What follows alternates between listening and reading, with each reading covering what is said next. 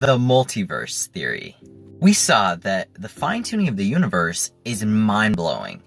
It's so improbable that we would never attribute it to chance alone. We saw that physical necessity can't explain it either. Now, all that we're left with is design. But in an attempt to escape that, one might propose the multiverse theory. This might overcome the vast improbability. Think of it this way. If there's this mechanism that keeps creating worlds and has been creating worlds for all eternity, then we're bound to come across a world just like this. That explains it.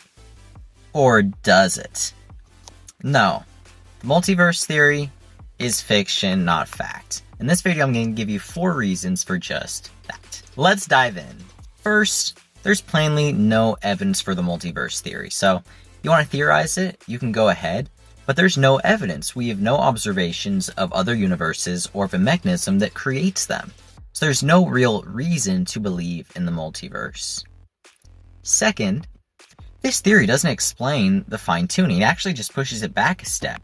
You see, a mechanism that creates worlds with different constants, qualities, and quantities sounds an awful lot like a machine that would require fine-tuning itself. So, what finally tuned this machine? Where did this mechanism come from? It just pushes back the fine-tuning another step. So where did the fine-tuning come from? Where did this mechanism come from? What designed it?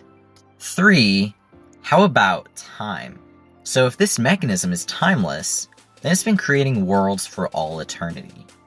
Now here's the problem. If that's the case, if it's been creating for all eternity, all infinity, then this world was also created an infinite amount of time ago. As we've seen in other videos, check out my channel.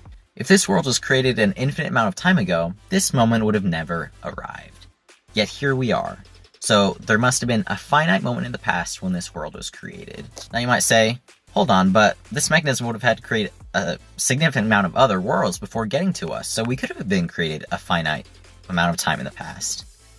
Nonetheless, there's an infinite amount of time that's already gone by. So you put infinity before us in any way, and this world automatically becomes infinite in the past. And that doesn't work. We need an absolute beginning. As confirmed by the Borde-Guthrie-Lanken theorem, the multiverse itself would need a beginning. Whatever has a beginning, yep, you got it, needs a cause. And lastly, as pointed out by philosopher William Lane Craig, instead, we'd expect small regions of order with a single intelligent observer. Instead, we have overflowing order teeming with intelligent observers. The multiverse is popular in science fiction movies and books, but it's just not the reality.